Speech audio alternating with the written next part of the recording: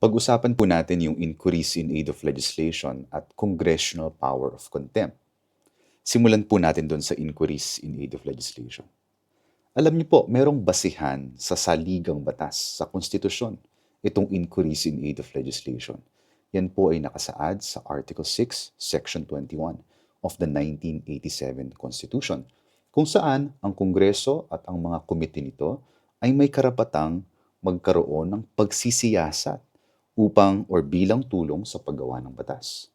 So, kung babasahin po natin ang iba't ibang desisyon ng Korte Suprema patungkol sa inquiries in aid of legislation, may iba't iba pong karakter o elemento upang masabi natin na yung inquiries in aid of legislation ay talagang lehitimo. Magbigay po tayo ng dalawa. Una, dapat po yung inquiry ay talaga namang in aid of legislation.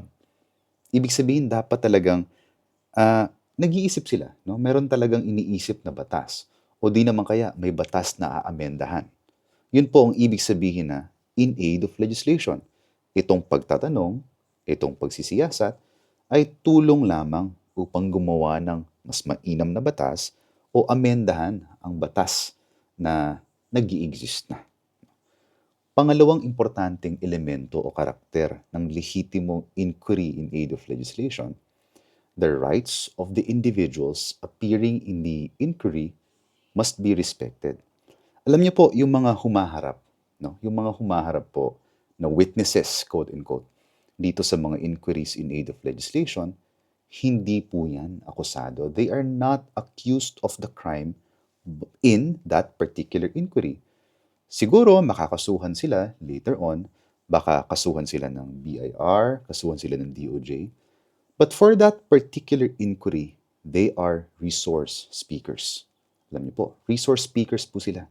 Inimbitahan po natin sila upang magbigay ng panig nila o ng opinyon sa isang partikular na issue na pwedeng gamitin ng Kongreso upang gumawa ng mas mainam pang batas o amendahan ang batas na nag-i-exist na. Kaya po dapat inirerespeto po natin yung karapatang pantao, legal na karapatan ng resource speakers na humaharap sa Kongreso kapag sila ay naiimbitahan during inquiries in aid of legislation. Ngayon po, for context, napakarami na pong inquiries in aid of legislation sa mga nagdaang dekada. Ano po ba yung mga popular? Ngayon po, sa recent memory, alam natin yung flood control controversy.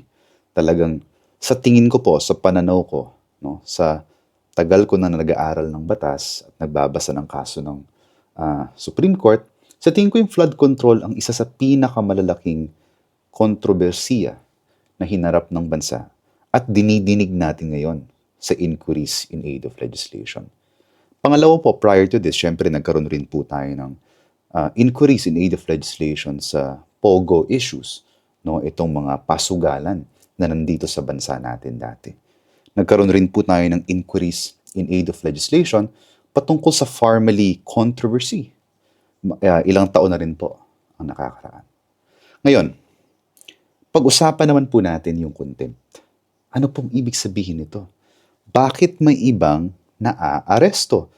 Akala ko ba resource speakers po itong lahat na iniimbitahan, but yung iba, inaaresto. Alam niyo po, noong 2023, nagkaroon po ng desisyon ng Korte Suprema patungkol doon sa kaso ni Lincoln Uy Ong. Kung di ako nagkakamali, isa siya sa mga board of directors ng Farmally. No? Nagkaso siya, yung kaso is naging, ang title ng case is Ong versus Senate. Kasi ipinaaresto siya ng Kongreso ng Senado. Pinaaresto siya. So pumunta siya ngayon sa Korte Suprema upang maipawalang bisa yung ginawa sa kanya ng Senado. Sabi ng Korte Suprema in the 2023 Ong versus Senate case, there is no express constitutional provision that grants Congress contempt powers, but that power is implied.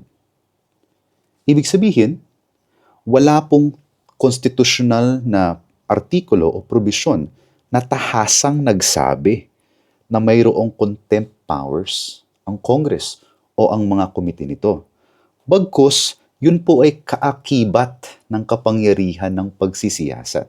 It is part and parcel, it is inherent, it arises by implication because of the grant of increase in aid of legislation. Paano naman po yung arrest? Paano po yung pag-aresto? Alam niyo po, wala rin po yan sa konstitusyon. Kasi nga, wala nga yung power of contempt. Hindi po ba? It is simply a power that goes hand in hand with increase in aid of legislation. Ito po yung lohika. Bakit ang Kongreso, ang Senado, ang Kamara at ang mga komite nito ay may kapangyarihan na mag-issue ng contempt at mag-aresto ng tao. Ito po yung lohika. Sabi ng Supreme Court, isipin po natin, kung request lang po yung kayang gawin ng Kongreso, request para sa isang tao na umattend, no, na humarap sa pagdinig ng Kongreso, baka naman hindi pumunta yung tao. In fact, right now, during the start of the flood control controversies, there were so many individuals that were invited by the Congress and did not attend. If you remember, di ba napakarami pong contractors na inimbitahan ng Kongreso. Ang ilan sa kanila ay hindi naman talaga sumipot nung unang mga pagdinig ng Kongreso. Ngayon, sabi ng Supreme Court, dapat ay may karapatang pumilit. There should be power to compel of the Congress. Otherwise, baka naman i-ignore lang yung Congress. Baka naman isawalang bahala lang yung mga pag-iimbita ng Kongreso. Ngayon po, dahil nga po may kapangyarihan ng Kongreso, ang Kamara, ang Senado, at ang mga komite nito na mag-imbita in aid of legislation to cite someone in contempt in accordance with the rules of the Congress, the Senate, or the House, and to order the arrest of the person, necessarily may karapatan din sila to detain a person o at least to put them under detention within Congress grounds or kung saan man sila dalhin ng Kongreso. So ang tanong, ang Kongreso po may karapatan gumawa inquiries in aid of legislation, may karapatan po silang mag-order ng contempt, at may karapatan po silang mag-order ng pag-aresto ng tao.